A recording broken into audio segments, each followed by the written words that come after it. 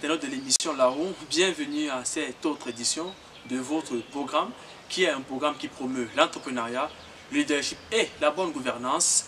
L'émission La Roue est un programme qui vise à promouvoir le Made in Africa, à amener la jeunesse camerounaise et la jeunesse africaine de manière générale à pouvoir s'exprimer, à faire valoir son savoir-faire.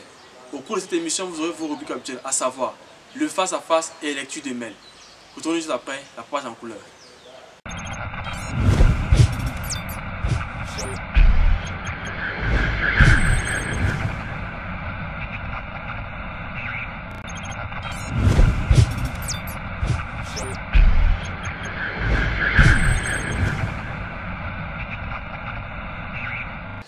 De plus en plus, des voix s'élèvent, que ce soit au sein de la société civile, que ce soit au sein de l'intelligence africaine, que ce soit au sein de la jeunesse africaine, pour contester la présence française dans les pays africains.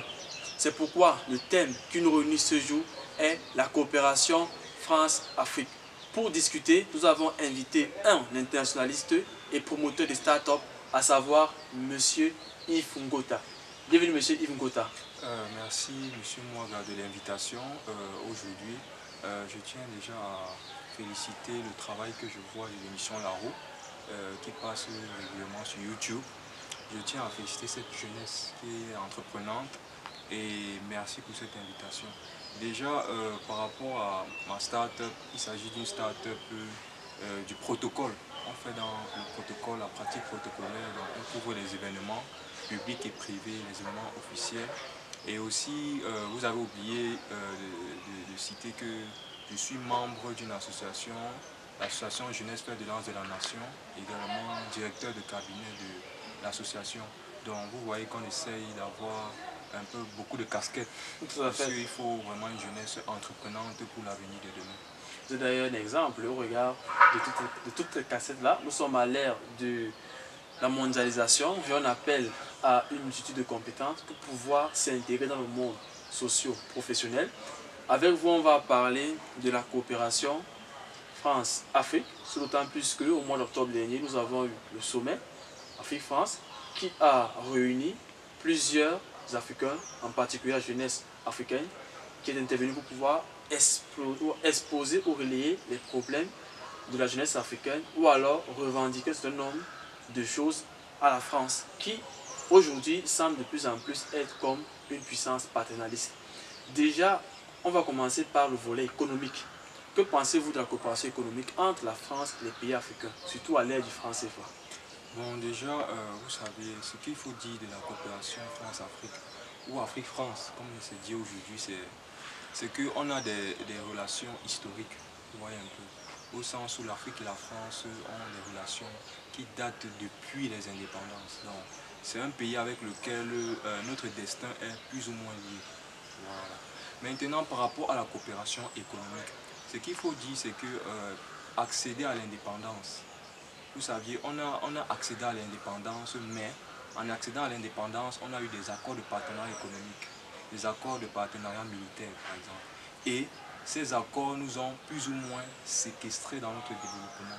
Parce que il y a le professeur, je ne sais pas si vous connaissez, le professeur Emmanuel Pondy, tout à fait, qui disait que aucun pays, aucune nation, aucune civilisation ne peut se développer en ayant des racines extérieures. Et lorsque j'entends le terme racine, pour moi, c'est la monnaie. Si vous n'avez pas la teneur de votre monnaie, si vous n'avez pas le pouvoir sur votre monnaie, sur votre argent, plus ou moins, vous ne pouvez pas prédire votre développement. Vous n'avez pas votre développement en main. Vous n'avez pas toutes les cartes sur la table. Et je pense que la monnaie, c'est un point essentiel dans les relations France-Afrique. Et notamment, je m'intéresse beaucoup aux questions relatives au franc CFA en Afrique centrale.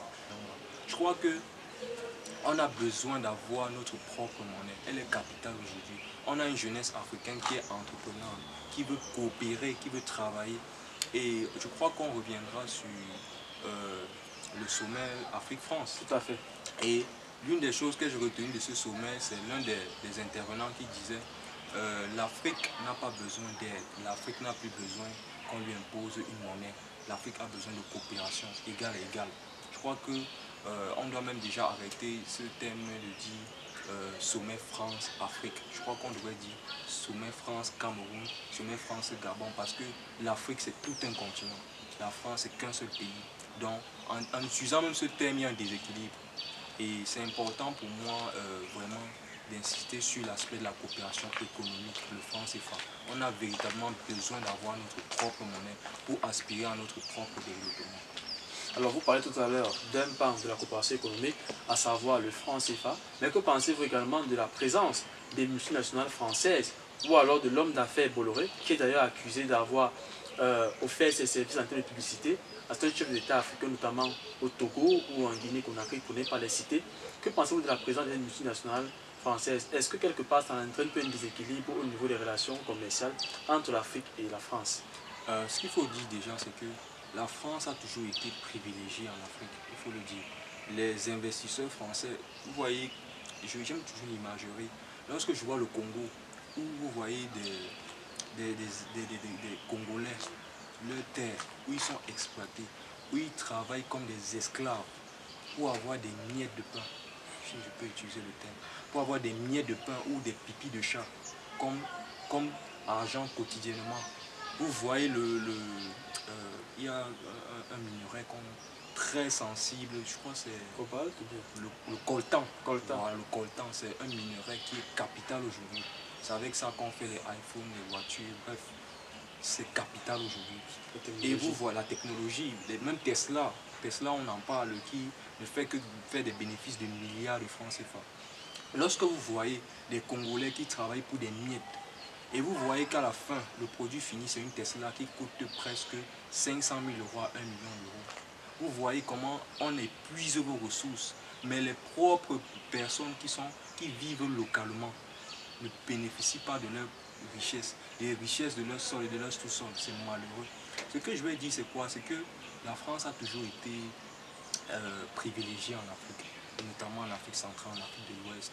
La France a toujours mis en avant ses intérêts. La France, peu importe le dirigeant français qui sera à la tête de la France, il va toujours tenir le même discours avec l'Afrique, préserver les intérêts de la France. Donc moi, mon problème est pour chuter, oui. Mon problème est plus profond. Vous voyez, c'est vrai que la France perd du terrain, c'est un fait. Et elle organise un sommet pour vraiment, avec une jeunesse, pour vraiment relancer et déconstruire cette représentation sociale de la France. La France est dans son rôle, jouer, garder ses intérêts. Mais pour moi, je crois que le problème n'est pas de changer de partenaire. Ce n'est insuffisant. Changer de partenaire, quitter de la France à la Russie à la Turquie, de la Turquie à la Chine. Non, ce n'est pas ça la solution. La solution, c'est nous-mêmes. Nos problèmes nous-mêmes. Ce n'est pas un étranger qui va venir régler les problèmes de votre maison. Lorsque, par exemple, le professeur Akash Touadéra fait confiance aux mercenaires russes, demain, lorsqu'il ne sera pas au pouvoir, est-ce qu'on pourra garantir la paix en République centrafricaine? Vous avez vu, je prends en transversal, pour terminer, la situation en Afghanistan, où on a vu les États-Unis qui ont voulu imposer leur modèle de démocratie, vouloir imposer leur politique, leur vision de démocratie, leur politique des droits de l'homme. Et on voit 20 ans plus tard, on voit où nous en sommes. On voit qu'on a passé du temps, mais on n'a pas véritablement évolué. Donc, je crois que le véritable problème, c'est les Africains. Il faut véritablement un dialogue entre communautés. Franc et sincère. Donc la solution sera certainement endogène et pas essentiellement tout à fait exogène. Endogène. Voilà. Donc nous sommes arrivés au terme de cette première partie d'émission. Nous allons faire une courte transition pour écouter les lectures de mails. Nous allons revenir ici pour poursuivre nos échanges.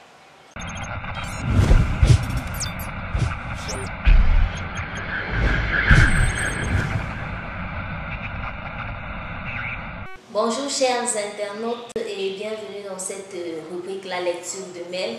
Je suis heureuse de voir, très contente de vous compter parmi nous ce jour. Je vous invite donc à avoir une oreille très attentive sur notre préoccupation journalière qui n'est tout autre que la coopération France-Afrique.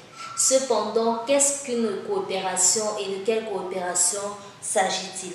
Une coopération est tout simplement une politique d'entente dans le but de mener à bien un projet commun. Dans la perspective de refonder les relations franco-africaines, Emmanuel Macron a invité certains jeunes, tout simplement pour avoir une société civile africaine dans l'optique de repartir sur de nouvelles bases, tout en créant ou en nouant des liens sur des nouveaux réseaux concernant des projets et bâtissant des ponts. Bâtissant des ponts entre des acteurs de la société civile africaine et la France, afin d'animer la société civile et tout simplement aussi de mettre une durée et un contraire sur de nouvelles créations et de nouvelles relations. Coopération qui est en accord et qui s'est faite sur 5 thématiques.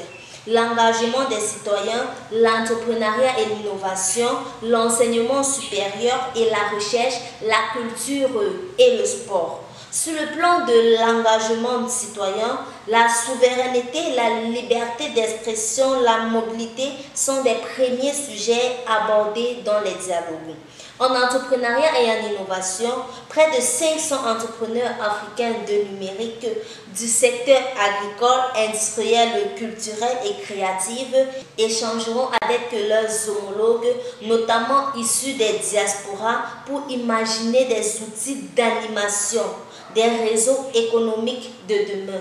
Sur le plan de l'enseignement supérieur, les chercheurs africains et les Français étudiants, entrepreneurs partageront ainsi leurs enjeux d'une responsabilité des relations universitaires, parlementaires, des partenaires de recherche et de diffusion des innovations, des mobilités des étudiants, de mise aussi en œuvre de plusieurs chantiers communs.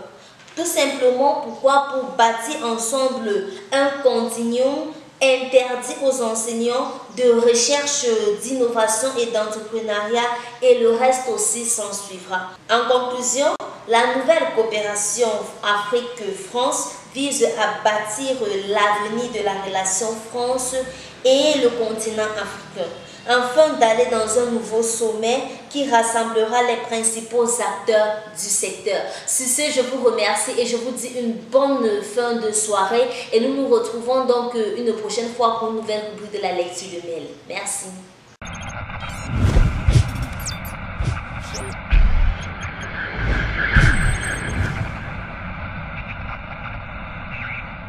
De retour ici pour poursuivre nos échanges avec M. Yves Ngota, qui est internationaliste et par ailleurs promoteur d'une start-up. Nous venons d'écouter avec beaucoup d'intérêt les lectures de mail. En première partie, nous allons parler de la coopération France-Afrique. Maintenant, nous allons parler du développement durable sur le temps, puisque j'ai laissé tenir la COP26 en Écosse à Glasgow. On a appelé le sommet de la dernière chance. On parle de développement durable. Déjà, pouvez-vous nous dire qu'est-ce qu'on entend par développement durable? Vous savez, la conjoncture internationale nous oblige à parler du développement durable. Le développement durable peut se définir simplement comme étant un développement qui prend en compte les besoins des populations sans compromettre les besoins des générations futures. Donc, pour moi, c'est une définition que je peux donner. Il est important que notre développement prenne en compte les générations présentes, mais aussi les générations futures, les générations à venir. C'est-à-dire, vous et moi, par exemple, vous allez fonder une famille. Vous allez fonder une famille, vous serez grand-père, arrière-grand-père. Il faudrait que les enfants qui viennent après puissent aussi voir une planète en bonne santé. Tant nous tient à la gorge, j'ai envie de vous poser une dernière question pour sortir de cette émission, qui est de savoir quelle est donc l'importance du développement durable pour les pays africains. Le développement durable est capital en Afrique. Vous voyez, il y a des statistiques, vous allez faire vos recherches, il y a des statistiques qui nous montrent, des statistiques alarmantes, qui nous montrent qu'on a plus de 4 millions d'hectares de forêts qui sont perdus en Afrique par an, donc chaque année. Donc on a une avancée du désert qui est alarmante, qui doivent secouer nos dirigeants, qui doivent secouer les décideurs publics, parce que c'est très dangereux. On part tout droit vers la sécheresse et la désertification. Donc je crois que le développement durable est capital en Afrique. Il faudrait véritablement qu'on conscientise les populations à davantage protéger l'environnement, qu'on conscientise les entreprises qu'ils ont une responsabilité environnementale, c'est-à-dire réduire par exemple notre pollution en carbone, réduire notre empreinte carbone sur la pollution. Il faudrait que nous, les pays africains, qu'on puisse comprendre que la saleté, les ordures doivent être jetées à la poubelle. On doit comprendre l'importance du recyclage. On doit comprendre par exemple que ce n'est pas bon de couper les arbres. Ce n'est pas bon de couper les arbres. Et j'insiste, j'ai vu aussi dans mes recherches un couple brésilien qui habitait dans une forêt pratiquement dévastée, où il n'y avait plus d'arbres, où c'était carrément la désertification. Et c'est une histoire de depuis plus de 20 ans. Et progressivement, ils ont planté un arbre par jour. Chaque jour, ils ont planté un arbre. Aujourd'hui, ils ont reconstruit toute une forêt. Et je crois que c'est capital aujourd'hui. On en a besoin. Moi, je ne suis pas content lorsque je vois tout le temps des camions avec des billes de bois remplies. Je crois qu'il faudrait vraiment comprendre que nos ressources naturelles sont épuisables. Il faut penser à cela. Il y a aussi un caractère culturel. Lorsqu'on coupe les arbres, certains arbres ont une valeur culturelle pour nos traditions. Il y a certains arbres qu'on ne touche pas. Je pense aux populations de la région de l'Ouest, par exemple. Il y a des arbres qui sont sacrés. Il y a ce qu'on appelle des forêts sacrées. Donc, il faut faire très attention lorsqu'on coupe les arbres. C'est nos traditions aussi qu'on est en train de perdre.